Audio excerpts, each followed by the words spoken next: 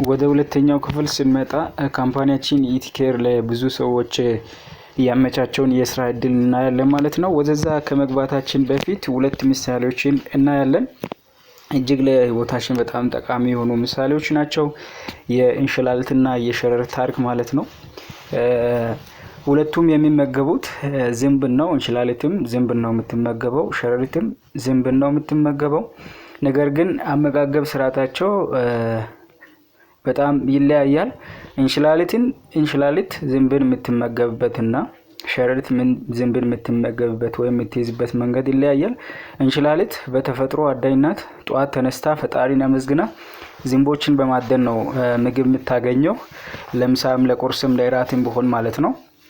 ስለዚህ እያሮጠች ግድግዳ ወደ ግድግዳ እየዘለለች ምን እያደረገች ነው ዝንቦችን የምትይዘው። ለምሳሌ አንድ ቀን ስትዘል እግሮቿ ቢሰበሩ ልትታመም ትችላለች።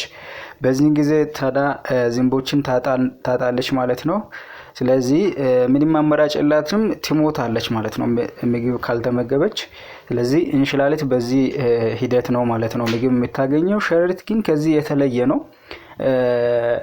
ምን ታደርጋለች? ድሯን ታደራለች። ዝንብን ለመያዝ ድሯን ታደራና ዝንቦችን ትይዛለች ማለት ነው።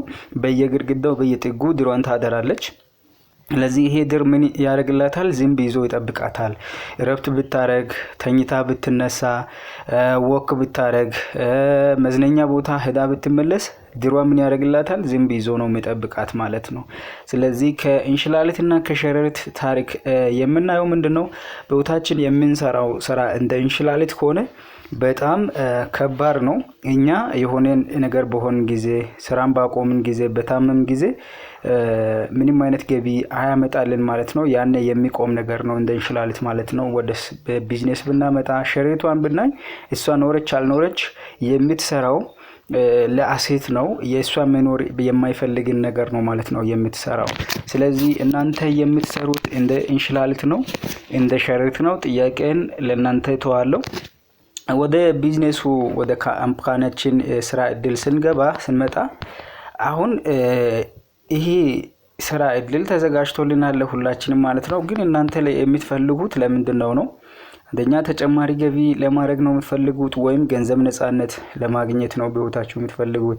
የቢዝነስ ባለቤት ለመሆን ነው? የጊዜ ነፃነት ነው? ውርስ መተው ነው? ሰብአዊ ብልጽግና፣ ሌሎችን መርዳት፣ ሰዎችን መተዋወቅ፣ በጤና መኖር አለ፣ እድሜ ሲገፋ ያለ ችግር መኖር አለ። ከነዚህ መካከል የትኛውን ትመርጣላችሁ? በህይወታችሁ የምትፈልጉት መጀመሪያ ቅድሚያ የምትሰጡት ከነዚህ መካከል የትኛው ነው? ተጨማሪ ገቢ ነው?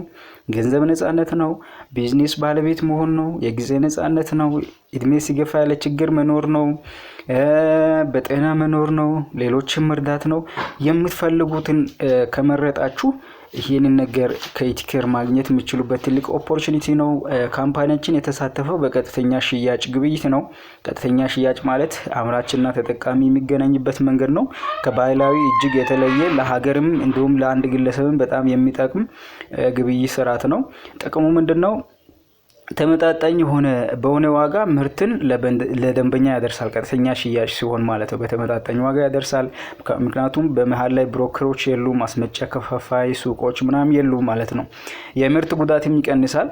ከስቶር ወደ ስቶር ምርት አይሄድም። ቀጥታ ከኢቲኬር ፋብሪካ ወደ ተጠቃሚ የሚደርስበትን መንገድ ይጠቀማል። ቀጥተኛ ሽያጭ ሲሆን ፎርጂድ አይኖርም። አስመስለው የሚሰሩ ግለሰቦች አይፈጠሩም። ቀጥተኛ ሽያጭ ሲሆን አምራችና ተጠቃሚ ሲገናኝ ማለት ነው። ሌላው ተጠቃሚ አስተዋውቆ ላስተዋወቀበት ሽያጭ ይከፈሏል ማለት ነው። በቀጥተኛ ሽያጭ በባህላዊ ግብይት ስርዓትም ማስታወቂያ እንሰራለን። በህይወታችን ምግብ በልተን ያንን ምግብ ቤት እናስተዋውቃለን።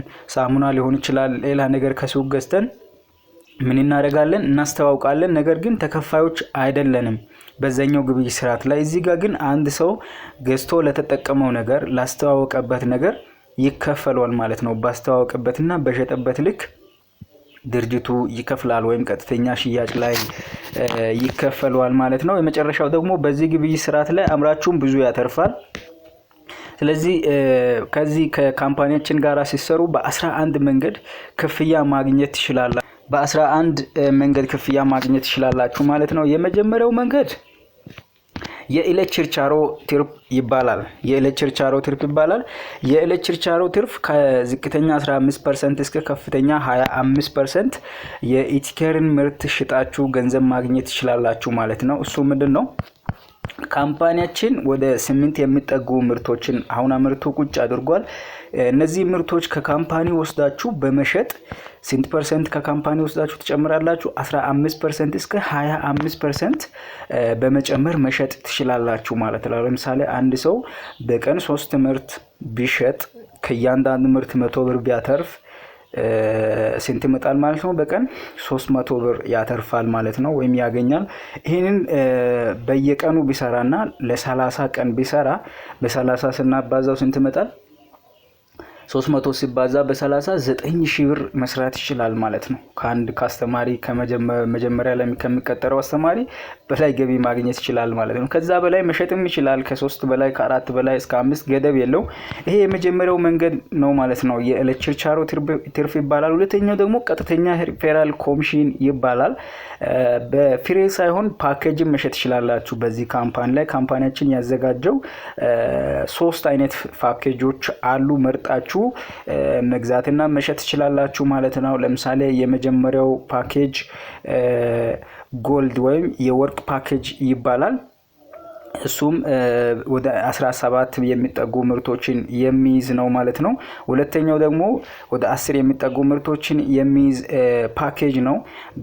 ስለዚህ ይሄንን ፓኬጅ ሲሸጡ ጎልድ ፓኬጅ ሲሸጡ 10,000 ብር ማለት 1,000 ብር ታገኛላችሁ ከእያንዳንዱ ፓኬጅ ማለት ነው። ሁለተኛው ደግሞ ሲልቨር ፓኬጅ ይባላል። በየአይነቱ ምርቶች አሉበት በውስጡ ማለት ነው። ከእያንዳንዱ ፓኬጅ ሲሸጡ ደግሞ ስንት ታገኛላችሁ? 800። ሶስተኛው ፓኬጅ ደግሞ ጉግሎ ፓኬጅ ይባላል። ይሄኛው ደግሞ 500 ብር የምታገኙበት አይነት ፓኬጅ ነው። ለምሳሌ አንድ ሰው ጎልድ ፓኬጅን 10 ፓኬጅ ቢሸጥ በወር ሊሆን ይችላል፣ በቀን ሊሆን ይችላል፣ ገደብ የለው።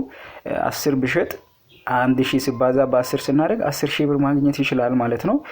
ሲልቨርን ቢሸጥ ከ810 ቢሸጥ 8,000 ያገኛል። እንዲሁም ደግሞ ጉሎ ቢሸጥ እንደዛው የሚያገኝበት መንገድ ነው ማለት ነው። ይሄ ፓኬጅን ካምፓኒ ያዘጋጃቸው ምርቶች አሉ በየፓኬጆቹ ማለት ነው። እነዚህን ሽጠን የምናገኝበት ሁለተኛው መንገድ ነው፣ ገደብ የለውም። ሶስተኛው ደግሞ እንደ ሸረሪት ድር የምንሰራበት ነው። የማዛመድ ሽያጭ ኮሚሽን ይባላል። በእያንዳንዱ ግራና ቀኝ ቡድን ሽያጮች 1,800 ብር የምናገኝበት ነው። ይሄን ስራ ስንሰራ እንግዲህ ሽያጭ ነው። ሽያጭ ካለ ምን አለ? ደንበኛ አለ ማለት ነው።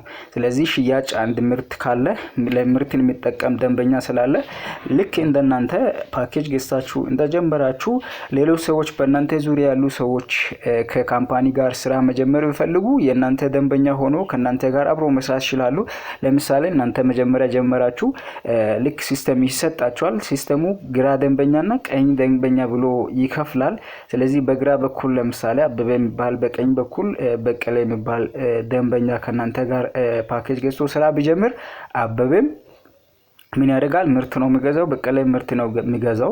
ነገር ግን በእናንተ አማካኝነት ምርት ስለገዛ ከአበበ ፓኬጅ ጎልድ ፓኬጅ ከገዛ 1,000 ብር፣ ሲልቨር ከገዛ 800 ብር ከአበበ ፓኬጅ ይከፍላቸዋል ማለት ነው። ከበቀለ ፓኬጅ ደግሞ ስንት ይከፍላቸዋል? እንዲሁም ደግሞ 1,000 ብር ቢከፍላችሁ ከአበበ 1,000 ከበቀለ 1,000። ይሄ ለማስታወቂያ የሚከፈል ነው። ስንት ሆነ? 2,000 ሆነ ማለት ነው። ሌላው የአበበና የበቀለን ፓኬጅ አዛምዶ ካምፓኒ ከሁለት ፓኬጅ ሽያጭ ብዙ ትርፍ ያገኛል። ከትርፉም ደግሞ ሼር ያደርግላችኋል ማለት ነው። ስለዚህ 1,800 ብር ይከፍላችኋል። 2,000 እና 1,800 ስንት ይመጣል? 3,800 ብር ከሁለት ፓኬጅ ታገኛላችሁ ማለት ነው። ለምሳሌ አንድ ሰው 4 ፓኬጅ ቢሸጥ ስንት ያገኛል? 3,800 ከሆነ 7,600። 5 ፓኬጅ ቢሸጥ እንደዚሁ 7,000 ከዛ በላይ ያገኛል ማለት ነው። 10 ፓኬጅ ቢሸጥ አስቡት፣ 5 ማዛመድ 9 አለው። 1,000 ብንጨምርበት እስከ 14,000 5 ፓኬጅ ቢሸጥ ያገኛል ማለት ነው። ይሄ ፓኬጅ በሸጥን ቁጥር እያዛመደ የሚከፍልበት ነው። ሌላኛው ደግሞ እነዚህ ደንበኞች በሸጡ ቁጥር በተዘዋዋሪም ካምፓኒ ይከፍላል። ለምን በቲም ነው የምንሰራው፣ ካምፓኒ አያሰለጥንም። እናንተ ራሳችሁ እንዴት እንደሚሸጥ አሸጣጡን እንዲሁም ደግሞ እንዴት እንደሚሰራ እነዚህን ሰዎች በደንብ እንዲሰሩ ታደርጋላችሁ። መንገዱን በደንብ ታሳያላችሁ ማለት ነው። ለምሳሌ አበበና በቀለ ለሁለት ሰዎች ፓኬጅ ቢሸጡ አበበም ለሁለት በቀለም ለሁለት ስንት ሆነ? 4 ፓኬጅ ተሸጠ ማለት ነው። ከ4 2 ለእናንተ ይከፍላችኋል ማለት ነው። 2 ሲባዛ 1800 ስንል 3600 ይከፍላችኋል ከነሱ ሽያጭ። እነዚህም 4 ሰዎች 2 ፓኬጅ ቢሸጡ 8 ይሸጣል። ከ8 አሁንም 4 ይከፍላችኋል። 4ቱን ለራሱ ያደርጋል ማለት ነው። እንዲሁም ደግሞ ለአበበና በቀለ የሚከፍላቸዋል። ከ8 4 ቢከፍላችሁ ስንት ይሆናል? 7200። እነዚህ 8 ሰዎችም 2 ቢሸጡ ስንት ይመጣል? 16። ከ16ቱ 8 ይከፍላቸዋል 14400 እያለ ይሄዳል ማለት ነው። ስለዚህ አሁን ምን እያደረጋችሁን? የደንበኛ ስብስብ ድር እየገነባችሁ ነው ማለት ነው። ይሄ ደንበኛ የካምፓኒም የእናንተም ደንበኛ ነው የሚባለው ማለት ነው። ስለዚህ ይሄኛው ነገር ይሄ ደንበኛ እያደገ ቢመጣ ለምሳሌ ከአንድ አመት በኋላ በአበበ በኩል 1000 ሰዎች በበቀለ በኩል 1000 ደንበኛ ከእናንተ ጋር የሚሰራ ደንበኛ ወይም ምርት የሚሸጥ ደንበኛ ቢኖር በአበበ በኩል ያሉት 1000 ሰዎች 50 ፓኬጅ በቀን ቢሸጡ በበቀለ በኩልም ያሉት የእናንተ ደንበኞች 1000 ሰዎች 50 ፓኬጅ ቢሸጡ ስለዚህ በቀን ስንት ተሸጠ? 50 ተሸጠ። 50 ፓኬጅ በ1800 ብናባዛ ስንት ይመጣል? 90,000 ብር አካባቢ ይመጣል። ይሄን በቀን የሚከፍላችሁ ከሆነ ድርጅቱ ይከስራል። ስለዚህ ራሱን ከክሳራ ለመጠበቅ ስንት ከፍላለሁ አለ? በአንድ ቀን 50 ፓኬጅ ቢሸጥ እንኳን የሚከፍለው 13 ፓኬጅ ብቻ ነው፣ በስጦታ የሚቀነስ ስላለ ማለት ነው። ስለዚህ ከ50 13 ይከፍላችኋል ማለት ነው። 13 ሲባዛ 1800 ስንል ስንት ይመጣል? 23400 ብር በቀን ይከፍላል ማለት ነው። በቀን ለመክፈል ዝግጁ ናችሁ። እናንተ ዝግጁ ከሆናችሁ ከሸጣችሁ ደንበኛ ከሰበሰባችሁ የሚሸጡ ደንበኞችን የሚጠቀሙ ደንበኞችን ካዘጋጃችሁ ካምፓኒ ሊከፍላችሁ በጣም ዝግጁ ነው። በቀን 23400 በቀን 23400 ሰው የሚያገኝ አንድ ሰው የሚያገኝ ከሆነ በወር ስንት ይመጣል? 702,000 ብር ይከፍላል ማለት ነው። 702,000 ብር። አይ እኔ 50 ፓኬጅ በቀን የኔ ደንበኞች ሽጠው እንዴት ነው 16 ወይም 13 ብቻ የሚከፍለኝ ካላችሁ 3 አካውንት ላይ መጀመር ትችላላችሁ። 3 ፓኬጅ መግዛት ማለት ነው። ስለዚህ 3 ጊዜ እናንተ ያላችሁ በአበበ ቦታ እናንተ ዋን በበቀለ ቦታ እናንተ ቱ ብላችሁ ፓኬጁን መግዛት ትችላላችሁ። እንደዚህ ሲሆን በቀን የሚከፈለውን 13 ወዴት ያሳድጋል? 13 ሲባዛ በ3 ያደርግላችኋል ማለት ነው። ፓኬጁ ለምሳሌ 50 ፓኬጅ ቢሸጥ ስንት ይከፍላል ማለት ነው? 39 ከ50 ይከፍላችኋል ማለት ነው። አያችሁ ቅድም 13 ብቻ ነበር በአንድ አካውንት፣ በ3 አካውንት ሲሆን ስንት ይሆናል? 39 ይሆናል ማለት ነው። 50 ፓኬጅ 1000 ሰዎች በቀን ቢሸጡ ከ50 ደግሞ 39 ይከፍላችኋል ማለት ነው። ስለዚህ ስንት ይመጣል? 702,000 በወር አንድ ሰው በአንድ ፓኬጅ ካገኘ በ3 አካውንት ስናባዛ ስንት ይመጣል? 2.1 ሚሊዮን በ3 አካውንት ማግኘት ይችላል። ይሄኛው እጅግ በጣም ወሳኝ የሆነ አከፋፈል ስርዓት ነው። እንደ ሸረሪት ድር ሰርታችኋል ማለት ነው። ምን የሚያደርጉ ምርት የሚጠቀሙና የሚሸጡ ደንበኞችን ገንብታችኋል ማለት ነው ለካምፓኒ። አያችሁ እነዚህ ደንበኞች እናንተ ኖራችሁ ምርት መሸጣቸውን መጠቀማቸውን አያቆሙም። ይሄ 3ኛው መንገድ ነው። 4ኛው ደግሞ ድጋሚ ግዢ ቦነስ ይባላል። ለምሳሌ ፓኬጅን ከገዛ በኋላ አንድ ሰው ፓኬጁንም በሳምንትም በወርም በቀንም ሊሆን ይችላል ሽጦ የሚጨርሰው። ከዛ ደንበኞች ይኖሩታል። እነዚህ ሰዎች ድጋሚ ቢፈልጉት ያንን ምርት ባዮናል ሊሆን ይችላል፣ ቅባት ሊሆን ይችላል፣ ሳሙና ሊሆን ይችላል። ድጋሚ ሲገዙ ፕሮሞተር አንድ ሰው ሀብሎ ሲጀምር አስተዋቂ የምርት አስተዋቂ ይባላል። ስለዚህ የፕሮሞተር የሆነ ሰው 10% ከምርቱ ያገኛል። ከባዮናይን 10% ታገኛላችሁ ሲስተም ላይ። አሲስታንት ማናጀር ከሆነ 13% ነው። አንድ ሰው በጎልድ ፓኬጅ ቢጀምር አሲስታንት ማናጀር ይሆናል። ድጋሜ ግዢ 13% ያገኛል። ማናጀር ከሆነ 15%፣ ሪጂናል ዳይሬክተር 17%፣ ናሽናል ዳይሬክተር 19%፣ 23%፣ 25%፣ 30% እያለ ይሄዳል ማለት ነው።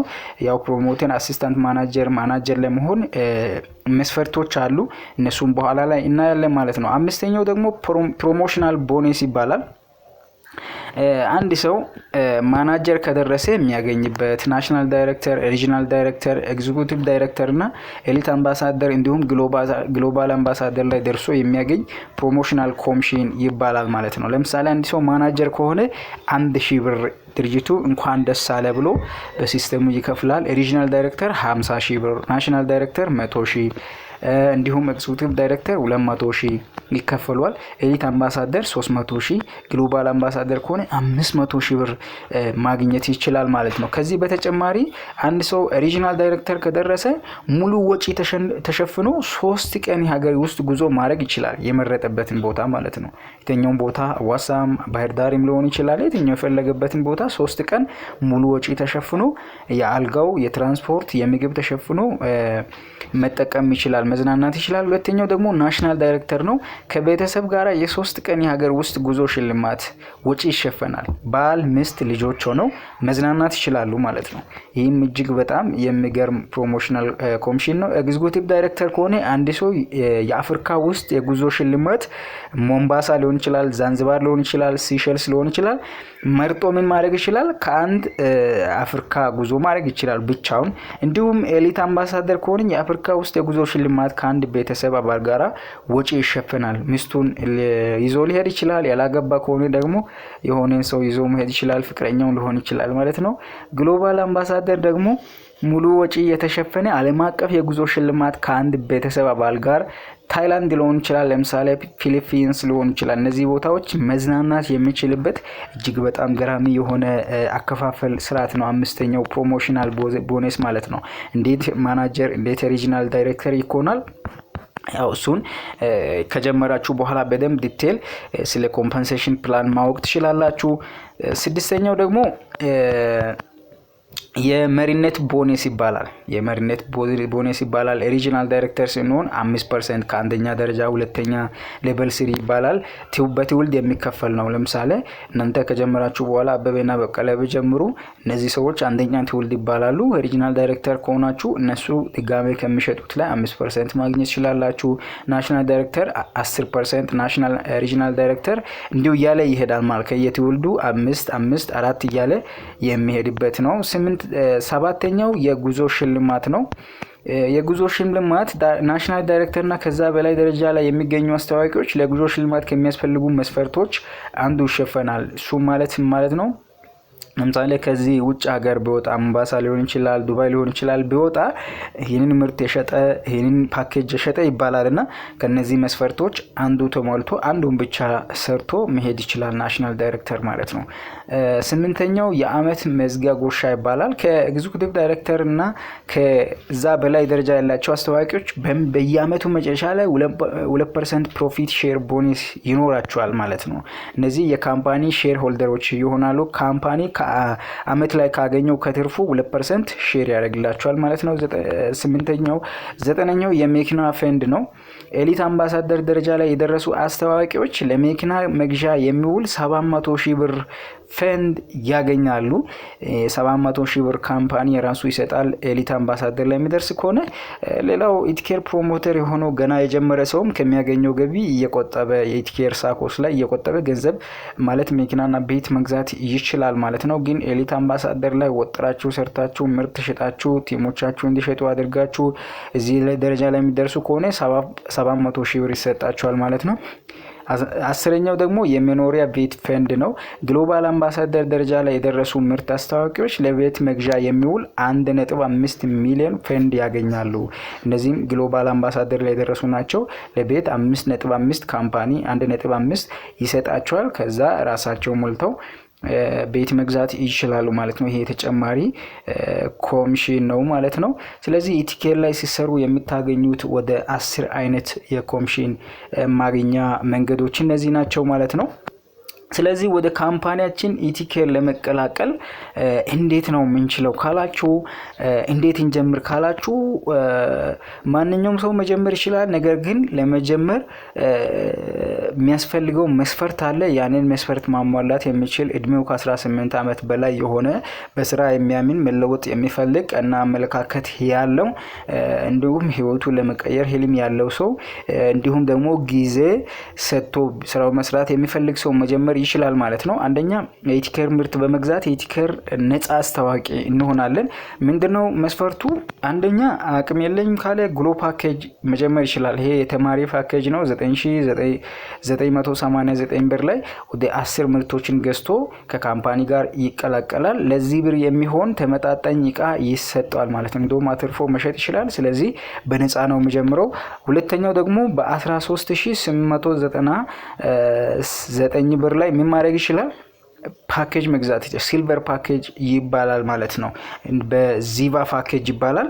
ስለዚህ ዚቫ ፓኬጅ ገዝቶ ምን ማድረግ ይችላል? አሁንም መጀመር ይችላል። በየፓኬጁ ምን አለ ጥቅም፣ ገዝተን በመንጀምርበት ፓኬጁ ልክ ጥቅም አለው። ያው እሱን ሲጀምሩ በደንብ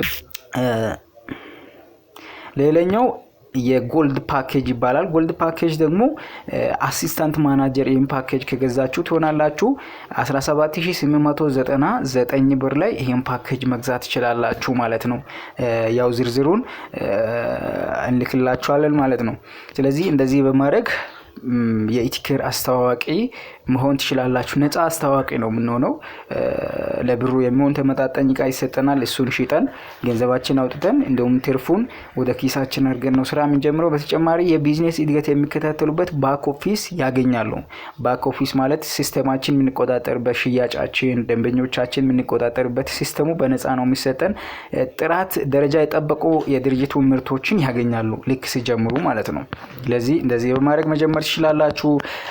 ካምፓኒ ጋር ለመጀመር ስትፈልጉ ማንኛውም ሰው በሌላ ሰው አካውንት ሳይሆን ኢቲኬር ባዘጋጀው በራሱ አካውንት ላይ ነው ገንዘቡን ማስገባት ያለበት። አካውንቱ 10476989 ኢቲኬር ቢዩቲ ፕሮዳክት ሴልስ ፒኤልሲ ይላል። በዚህ አካውንት ላይ ገንዘቡን አስገብቶ ምን ማድረግ ይችላል? ደረሰኙን ይዞ ከካምፓኒ ጋር ውል መፈጸም ይችላል ማለት ነው። ከላይ ከተጠቀሰው የባንክ አካውንት ውጪ ገቢ የሚሆን ገንዘቡ ገቢ ለሚሆን የገንዘቡ ድርጅት ኃላፊነት አይወስድም ይላል። ከዚህ አካውንት ውጪ በሌላ ሰው አካውንት አስገብታችሁ ብትጠይቁት ካምፓኒ ተጠያቂ አይሆንም። ስለዚህ በሰው አካውንት ሳይሆን በዚህ አካውንት አስገብታችሁ መደመር ትችላላችሁ። ከኢቲኬር እንዴት ነው ሀብት ማግኘት የምንችለው ካላችሁኝ፣ የሚገነባው የደንበኛ ስብስብ ነው። የሚገነባው በየትኛውም ቦታ ቢዝነስ ሲሆን ደንበኛ ስብስብ ነው። ሆቴል ደንበኛ ስብስብ ነው የሚፈልገው። ምግብ ቤት ደንበኛ ስብስብ ነው። ሱቅ ደንበኛ ስብስብ ነው የሚፈልገው። ፌስቡክ በሉት የትኛው ሚዲያ ቢሆን ሶሻል ሚዲያ ራሱ ምን ይፈልጋል? ደንበኛ ስብስብ ነው። ታማኝ ደንበኛ ስብስብ ነው የሚፈልገው ማለት ነው። ይሄም ቢዝነስ ሽያጭ እስካለው ድረስ ደንበኛ ስብስብን ይፈልጋል። ከኛ የሚጠበቀው ነገር ምንድነው? ለስራው የሚያስፈልገውን ጊዜ መስጠት ያስፈልጋል። ጊዜ የሌለው ሰው በቀን ቢያንስ 2 ሰዓት ጊዜ የሌለው ሰው ይሄን ስራ ባይጀምር ጥሩ ነው። ነገር ግን ጊዜ ካለው ዝም ብሎ የሚያባክነው ጊዜ ፌስቡክ፣ ቲክቶክ የተለያዩ ነገሮችን ሊሆን ይችላል በሚያይበት ጊዜ መስራት ይችላል ማለት ነው። ሌላው ሙሉ ሰዓት ሙሉ ጊዜ እንደኛ ሰጥቶ መስራት ይችላል። ከኢቲኬርና ከኛ ምን ይጠበቃል? እኛ ምን አይነት ሪስፖንሲቢሊቲ ነው መውሰድ ያለብን? ካምፓኒ ደግሞ ምን አይነት ኃላፊነት ነው የሚወስደው ካልን፣ ስልጠና ድርጅቱ ራሱ ይሰጣል። ምርት እንዴት ይሸጣል፣ ቲም እንዴት ይገነባል፣ እንዴት ስራ ይሰራል፣ እንዴት ውጤታማ ሆናለሁ፣ ስልጠናውን ራሱ ድርጅቱ ይሰጣል። ሰው ባለበት ሆኖ ስልጠና መውሰድ ይችላል። አሁን ቴሌግራም ላይ የሚዘጋጅ ስልጠና አለ። በየትኛው ቦታ ሆኖ ስልጠናው መውሰድ ይችላል። የመስሪያ ቦታ ድርጅቱ ይሰጣል። ለምሳሌ ክልል ከተሞች ላይ በየቦታው መስሪያ ቦታ አለ። በእነዚህ ቦታዎች ላይ መስራት ይችላል። ምርቶችን ማግኘት ይችላል ማለት ነው። ሲስተም ደግሞ ይሰጣል። ሲስተሙ በየትኛውም ቦታ ሆነን የኛን ገቢ ማዘዝ ምንችልበት፣ ምንቆጣጠርበት፣ ደንበኞቻችን ስንት ተሸጠ ለመመዝገብ ብንፈልግ ሲስተሙን በነፃ ይሰጠናል። ዶክመንት ይሰጠናል፣ መረጃው ማለት ነው። ይሄንን ከኢቲኬር ታገኛላችሁ። 99% ከካምፓኒ ነው። የሚጠበቅብን 1% ያክል ነው። ትርፍ ጊዜ ነው የመጀመሪያው። ትርፍ ጊዜን እዚህ ላይ ኢንቨስት ማድረግ ትችላላችሁ። ሌላ ስራ ማሰሩ ደግሞ ሙሉ ታይማችሁን ኢንቨስት አድርጋችሁ መስራት ትችላላችሁ። ሌላው በዙሪያችን ያሉ ሰዎች ምርት እንዲጠቀሙ ከኛ ጋር ደግሞ ምርት እንዲያስተዋውቁ እንዲሸጡ ማድረግ ነው። የመጨረሻው ለመንግስት የሚከፈል ግብር አለ ከእያንዳንዳችን ማለት ነው። ስለዚህ ከኢቲኬርና ከኛ የሚጠበቅ ነገር ነው ማለት ነው። አጠቃላይ ያየነው ይሄንን ይመስላል። ጥሩ ጊዜ ነበረን። ስላዳመጣችሁኝ ከልብ አመሰግናለሁ። ከኢቲኬር ጋር የስኬት ታሪክ ለመስራት ዝግጁ ናችሁ ወይ ነው? ዝግጁ ከሆናችሁ ምንም ጊዜ ሳሰጡ እንግዲያውስ አሁኑኑ ይጀምሩ። ምክንያቱም ጊዜ ፈልግም። ስለዚህ አብረን እንስራ። መልካም ጊዜ ይሁንላችሁ።